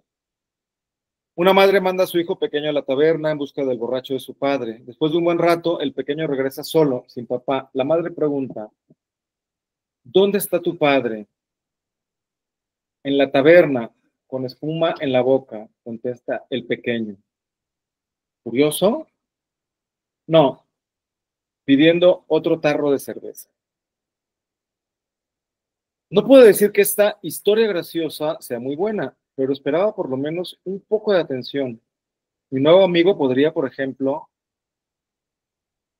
fingir que reía o mover la cabeza en señal de beneplácito. Levantó sus ojos adormilados y preguntó, ¿y qué? ¿Qué pasó después? Nada, es toda la historia. El padre regresó a casa. ¿Qué tendrá que ver si regresó o no? Por Dios, el chiste está en la respuesta del niño. ¿Qué dice usted que contestó? Contestó, mi padre tiene espuma en la boca. Y, vea usted, ponga atención para que no se le escape el chiste. Haga un esfuerzo. El niño ve a su padre con su tarro de cerveza, al que acababa de darle un buen trago. En su simplicidad espiritual dice, mi padre está sentado en la taberna y tiene espuma en la boca. La mamá entiende la llana frase del niño en sentido figurado y piensa que el hombre está furioso. ¿Comprende? Así, furioso entonces. Eso es. ¿Y? ¿Cómo que y? La madre pensó que papá estaba enojado por algo, pero él no estaba enojado en lo absoluto. Estaba disfrutando tranquilamente de una rica y espumosa cerveza. Ah, entonces, vaya. Ja, ja, ja. Tiene su gracia, sí. Ella piensa que está enojado y él no está enojado en absoluto. Ja, ja. Ah, pues esas tabernas, ¿verdad? Que la taberna, digo, es también para un soltero, pero no para un hombre casado. Y además sin billete, ja, ja, ja. En tal situación, lo mejor es olvidarse de las tabernas. Me puse a mirarlo sin decir palabra. ¿Qué más me quedaba? No puedo reprocharle falta de cortesía. Cualquier autor agradecería una acogida tan entusiasta. Y bueno, el cuento sigue por ahí entre las dificultades del Arcadio Berchenko, al que le piden que diga algo chistoso, y su humor, que si bien no es tan sutil en este caso, pues sí está un poquito por encima de su receptor, ¿no? Tanto Arcadio Berchenko como Nadezhda Tefi son maestros de la brevedad. Más a Berchenko, que tiene relatos de 5 cuartillas, 2, 3 cuartillas, y de la levedad. La levedad no quiere decir, o la ligereza, que es uno de los 6 conceptos que define Italo Calvino en 6 propuestas para el próximo milenio, donde explica cuáles son las características de la literatura que valora y que será la que me parece preponderante en el siglo XXI, es esta levedad, esta manera de abordar las cosas con ligereza sin perder la profundidad. Es decir, con pocos trazos, con una situación, decir mucho. De esa manera define personajes, escenarios y los problemas políticos, sociales o económicos tienen que leerse entre líneas con varias excepciones, ¿no? Hay el cuento muy directo de un hombre que se despierta de izquierdas, ¿no? Como él siempre ha sido de derechas. Entonces, no sabe por qué, pero empieza a soltar consignas y a tener ideas y a leer cosas que son contrarias a su credo político, ¿no? Y así hay otros relatos, ¿no? Como el que les decía, Cuento de Navidad, que es el cuento de un niño huérfano en la calle, que se muere de frío en Rusia en invierno. Tanto Nadezhda como Tefi son dueños de un humor jovial con sus asegúnes. Es decir, yo veía algunas notas de Berchenko donde lo ponían como el mejor remedio contra la depresión, como un autor jovial, un autor que nos hace reír, no de manera amarga, como Gogol, que bueno, pues nada es para tanto, ¿no? ¿Por qué tomarse las cosas tan a pecho? ¿Por qué tomárselo tan a lo trágico? Considerar siempre el aspecto jocoso de un universo cómico, pero también hay mucho relativismo en esto, porque al poner en evidencia el lado ridículo y el relativismo de nuestros actos, le quitamos seriedad a asuntos como darnos mucha importancia a nosotros mismos, por ejemplo, por ser exitosos, por tener dinero o por ser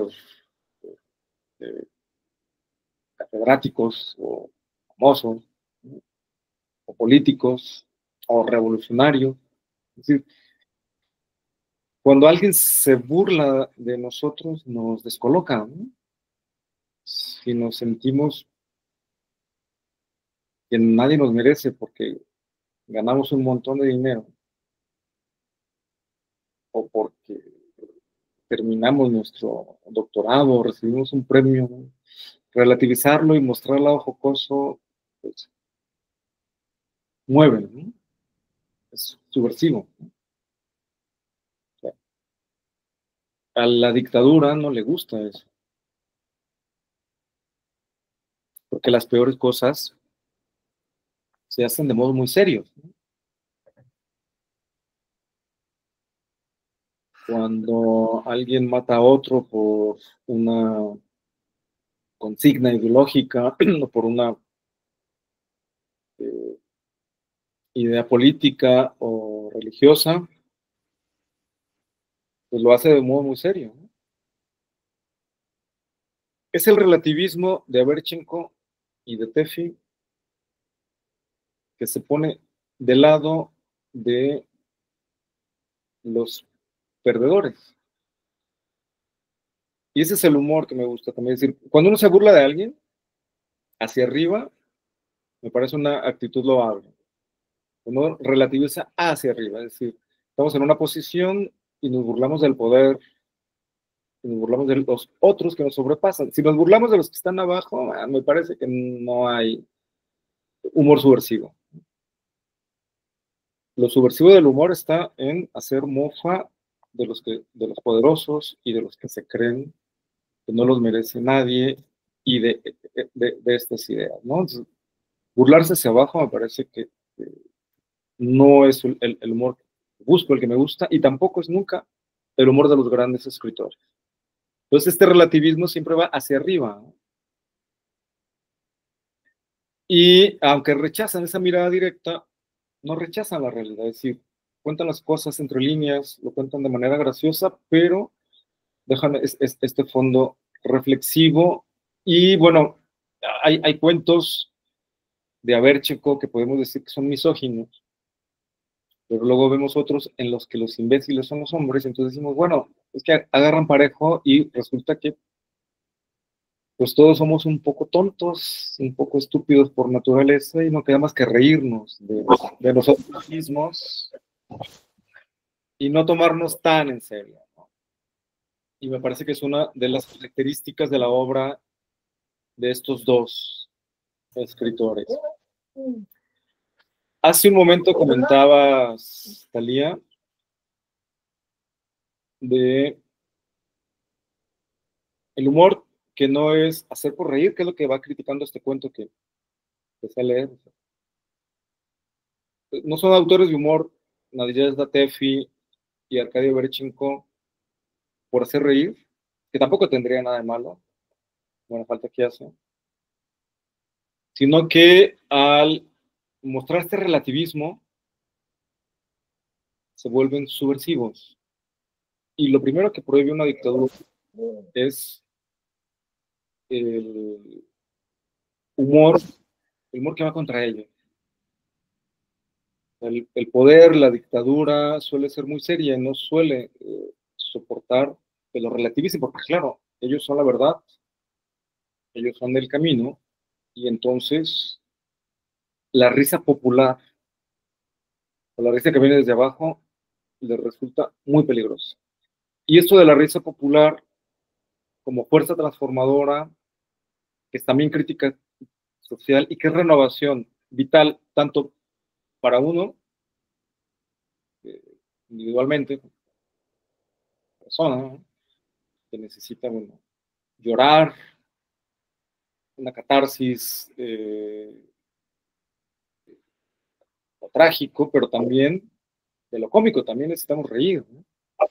Hay una renovación vital, personal, pero también una renovación cultural, porque hay crítica y esta fuerza y esta renovación son transformadoras. Entonces, nos transformamos a nosotros mismos y transformamos también las sociedades, en lo que se puede transformar, pues también, porque luego ser demasiado optimista ya es pues cosa de otra literatura. También son optimistas, pero pues no consideran que su obra va a cambiarlo todo, va a cambiar la realidad, que siempre es muy dura. Pues, este espíritu irónico de estos cuatro autores que hemos mencionado, esta risa popular, porque Bakhtin muestra, además de lo carnavalesco en Rabelais, en Gogol, y cómo estos coloquialismos, vulgarismos, uso de lo grotesco, transgresiones, inversiones, que llama carnavalesco, está presente en Gogol, está presente en Bulgakov, lo popular, y está presente en estos dos autores. Eso pone en evidencia que nuestras costumbres son ridículas. Nuestras creencias hay que relativizarlas, no tomarnos demasiado en serio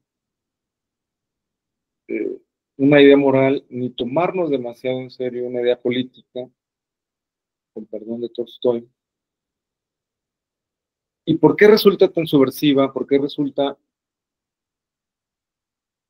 peligrosa para los, el poder, pues, para los regímenes totalitarios, o para cualquier forma de poder, ¿no? La cátedra, las tías de las reuniones familiares. Porque la ironía no se puede domesticar.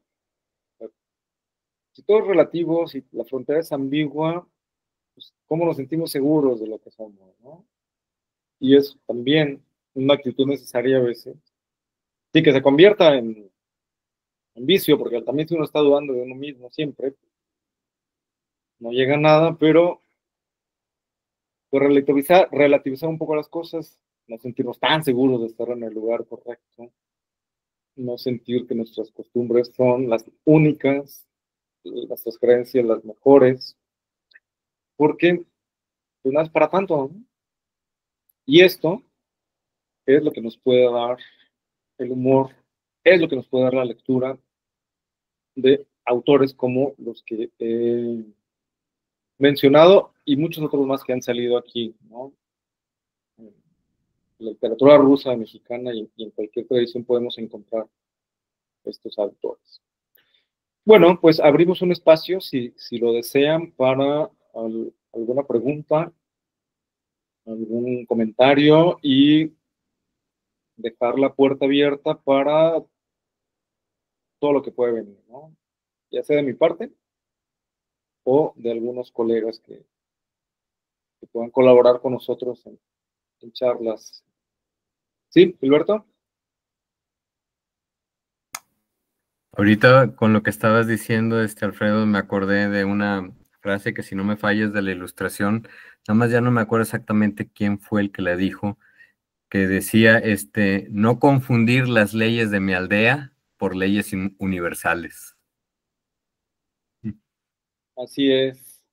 Y que la gente también que se piense que todo lo que se hace con cara seria es serio, ¿no? Sí, los políticos no soportan el ridículo, no lo toleran, porque como para ellos todo es tan formal y tan serio, cuando los exhibes con ironía, no, hombre, pues se la acabó, se les cae el mundo. Ahora resulta que el emperador va desnudo. ¡Uy, qué barbaridad! Sí, por eso está subversivo y por eso lo prohíben. Los 4 autores que mencionamos ahora, unos peor que otros, pues fueron censurados. Gogol, que le tocó la suerte de una censura más blanda por estupidez, diría Nabokov, pero los otros 3 tuvieron que estar exiliados o en el ostracismo, ¿no?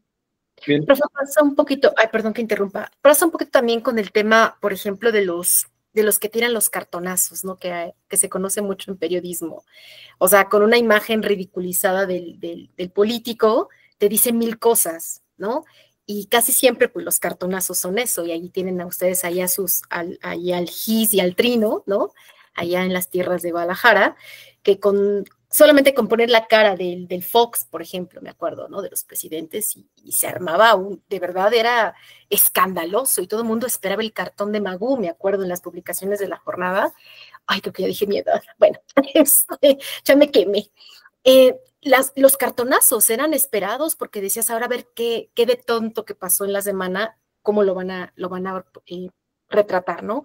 Y lo rescato, profe, por lo que habla usted de las risas, de la risa popular, que es lo que da más fuerza incluso, ¿no? Y lo que más le pica, yo creo que a los políticos, que andes en boca de todos por un chiste que a lo mejor es simplón, pero que a la gente le parece genial y se va repitiendo de generación en generación y hasta queda, ¿no? Yo me acuerdo los cartonazos para con Peña Nieto y todos los tengo en la cabeza, ¿no?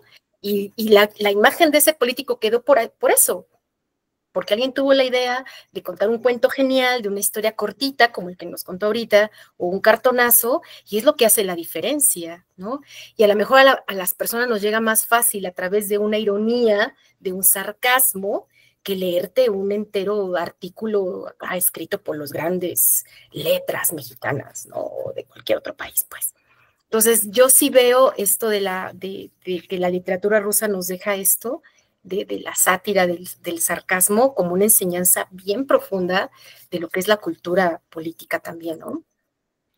Claro, porque nos descoloca y ante la ironía, ante el humor, no hay defensa posible, porque si hay una crítica seria podemos contestar argumentando.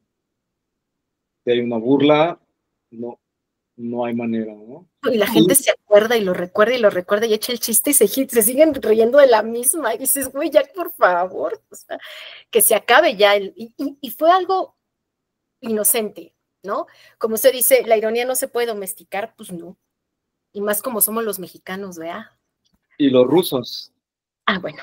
Y estos recursos que llama Bakhtin voces enmarcadas, que es utilizar las palabras de otros, darles la vuelta, parodiarlas, como hace Woody Allen también, es un recurso que desarma, del mismo modo, ¿no?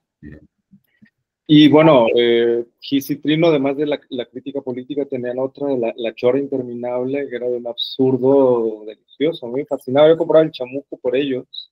No sé ahora dónde estén esto de la chora interminable, que era... Las historias del rey chiquito también apuntaban mucho a la cuestión política, ¿no? Ridiculizar al rey con el bofón, ¿no? Son geniales, y los marcianos y todas estas cosas, las crónicas marcianas. Sí. Adriana. Ay, sí.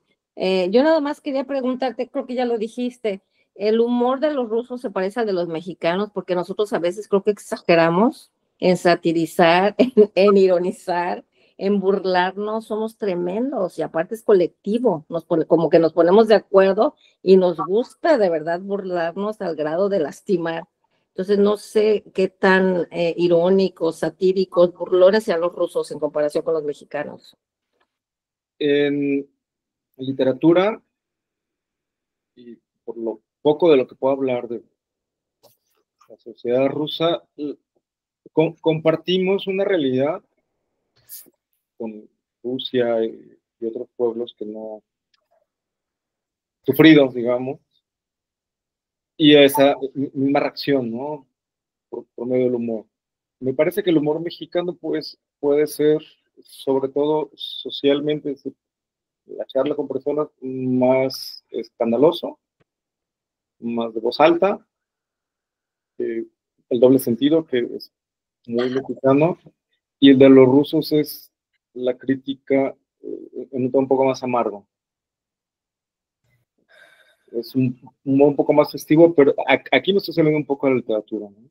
Porque en literatura sí es carnavalesco y festivo. Pero digamos una reunión de mexicanos con tequila es más ruidosa que la de rusos. Bueno, no es cierto, porque ya con tequila y con vodka ya son muy parejos. Pero bueno, yo creo que compartimos el humor, también en literatura, al traducir el humor, las dificultades son las lingüísticas, ¿no? Cuando hay ironía, verdad.